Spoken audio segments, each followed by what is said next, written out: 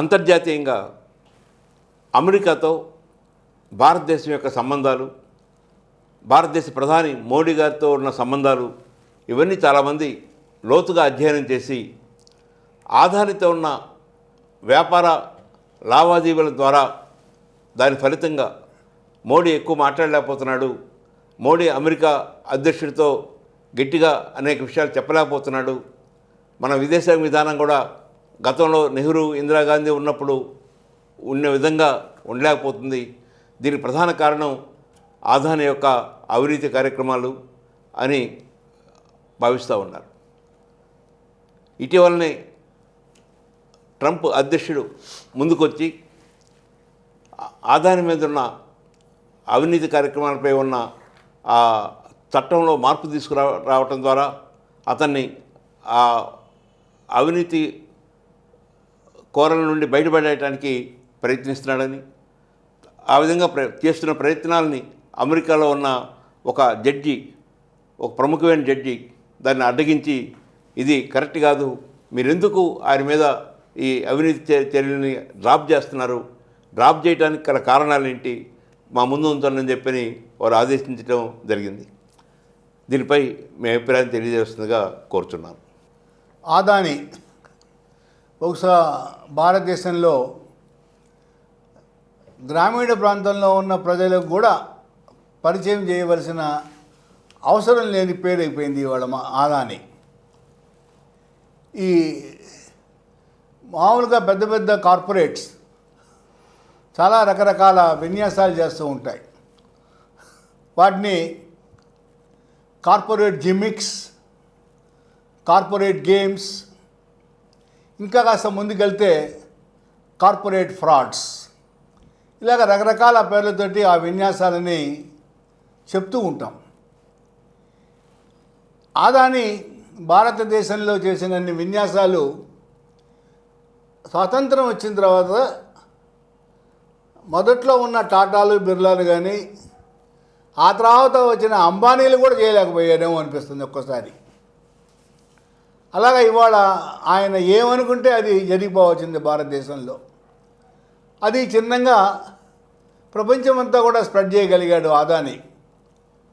దానికి ప్రధానంగా నరేంద్ర మోడీ గారి సహకారం, ఆశీస్సులు ఉన్నాయనేది ప్రజల యొక్క అనుమానం, ఆరోపణ. ఈ ప్రస్తుతం అమెరికాలో జరుగుతున్న విషయం గురించి వస్తే ఇది క్లుప్తంగా ఏమిటంటే, భారతదేశంలో సోలార్ ప్లాంట్ అగ్రిమెంట్స్, దీనికి సుమారు $265 మిలియన్ల, అంటే సుమారు 2200 కోట్ల రూపాయలు లంచాలుగా ఇచ్చారని, అందులో మన తెలుగు రాష్ట్రాలు కూడా ఉన్నాయి. దీనికి కావాల్సిన, ఈ ప్రాజెక్ట్స్కి కావాల్సిన నిధులను సమీకరిస్తానికి అమెరికన్ ఇన్వెస్టర్స్కి ఇచ్చిన పిలుపులో మనకు డిస్క్లోజర్ ప్రాక్టీస్ అని ఒకటి ఉంటుంది. ఉదాహరణకి మనకి తెలుగు సినిమాలో చూస్తూ ఉంటాం, టైటిల్స్లో వేస్తారు, ఈ సినిమా తీసే దాంట్లో జంతువులకి ఎలాంటి హాని కలిగించలేదు, ఇది ఒక స్టేట్మెంట్ వాళ్ళు ఇవ్వాలి. అలానే ఇన్వెస్టర్స్ దగ్గర నుంచి నిధులను సమీకరించేటప్పుడు కంపెనీలు మేము ఏమీ దాచిపెట్టలేదు, అన్ని విషయాలు ఇన్వెస్టర్స్, ప్రాస్పెక్టివ్ ఇన్వెస్టర్స్కి చెప్తున్నాము అని ఒక డిస్క్లోజర్ కాలం ఉంటుంది. అందులో ఇలాంటి కరప్షన్ ప్రాక్టీసెస్ ఏమీ మేము చేయలేదు అని వాళ్ళు డిస్క్లోజ్ చేయవలసి ఉంటుంది. అలా డిస్క్లోజ్ చేసి అమెరికన్ ఇన్వెస్టర్స్ని మిస్లీడ్ చేశారు అనే ఆరోపణ మీద 2 కేసులు ఫైల్ అయినాయి అతని మీద. ఈ 2 కేసులు కూడా ట్రంప్ రాకముందే బైడెన్ ప్రెసిడెంట్గా ఉన్నప్పుడు ఫైల్ అయినాయి. ఒకటి సెక్యూరిటీస్ అండ్ ఎక్స్చేంజెస్ కమిషన్ వాళ్ళు ఒక civil case, department of justice అంటే మనకి భారతదేశంలో లా మినిస్ట్రీ అనుకోవచ్చు. అక్కడ డిపార్ట్మెంట్ ఆఫ్ జస్టిస్ ఒక criminal case, fraud case file చేయడం జరిగింది. అంతలోకి అక్కడ బైడెన్ పోయి ట్రంప్ రావడం జరిగింది. ట్రంప్ వచ్చిన తర్వాత ఈ కేసుల గురించి ట్రంప్ దగ్గర మన ప్రధాని ఆదానికి సహాయం చేయడానికి ఉదాసీన వైఖరిని అవలంబించారు అనేది చాలామంది ఆరోపిస్తున్నారు. ఇక్కడ విషయానికి వస్తే ట్రంప్ వచ్చిన తర్వాత ఈ కేసు కనుక రుజువైతే సుమారు 25 సంవత్సరాల జైలు శిక్ష పడుద్ది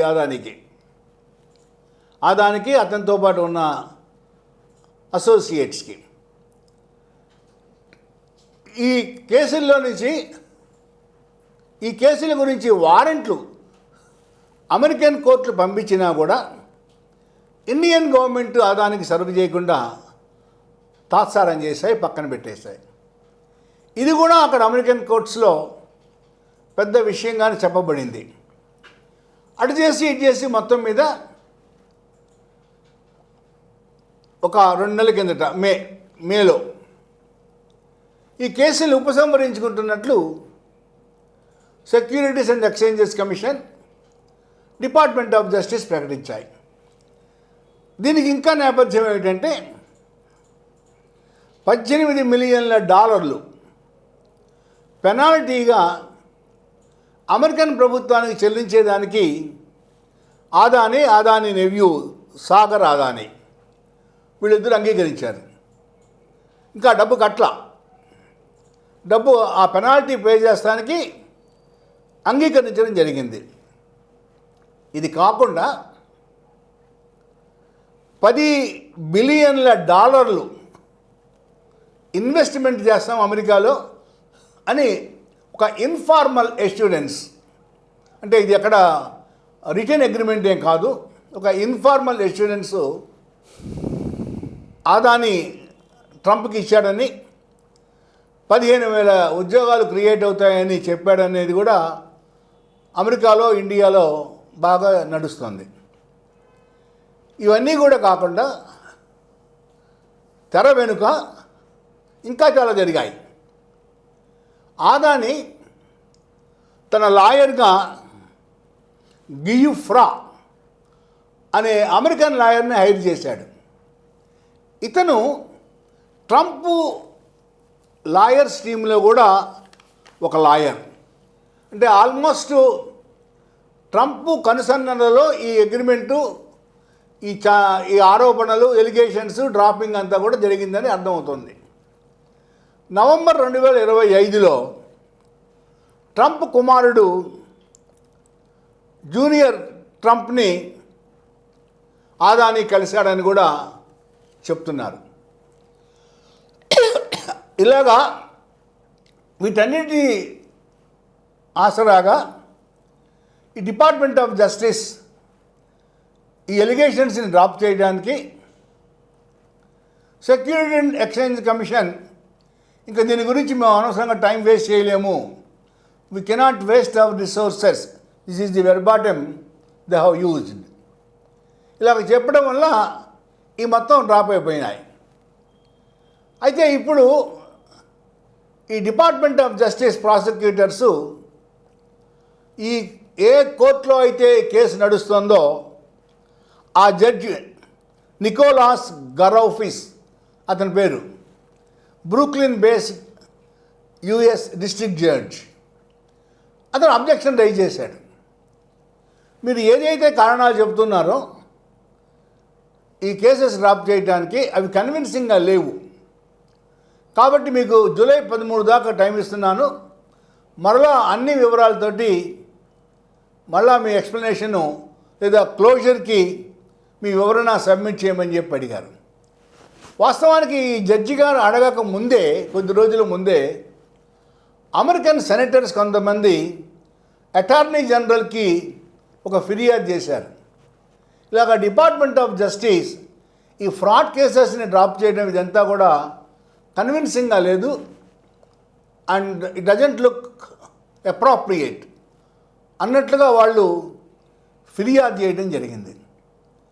ఇలాగా ఆదాని అనే ఒక వ్యక్తి కోసం మొత్తం దేశం, భారతదేశం అంతా కూడా నిలబడిందా అన్న పందాన నడుస్తోంది.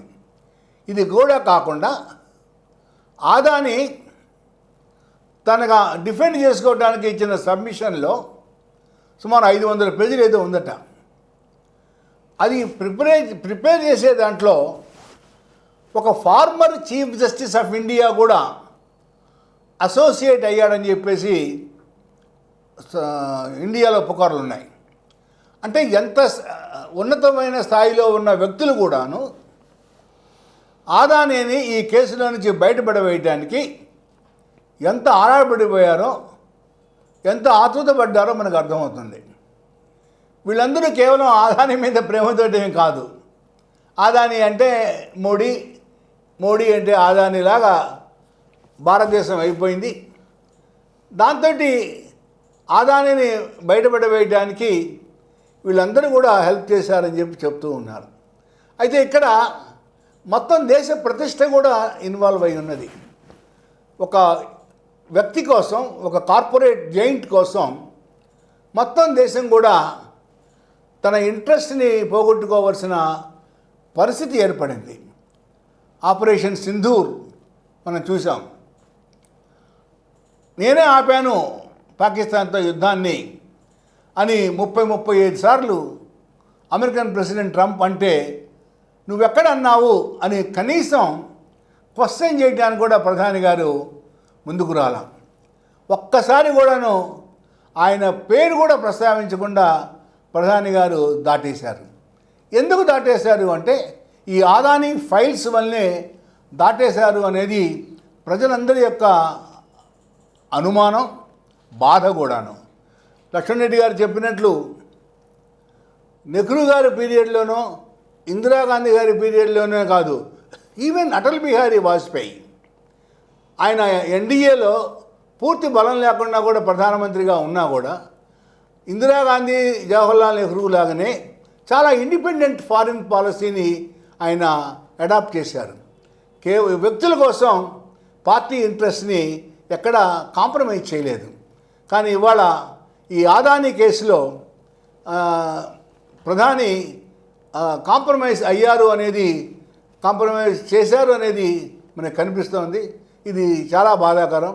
ఈ కార్పొరేట్ ఫ్రాడ్స్, కార్పొరేట్ జిమ్మిక్స్కి మొత్తం దేశం కూడా సరెండర్ అయిపోతుందని అనిపిస్తోంది. మనం చూస్తూనే ఉన్నాం.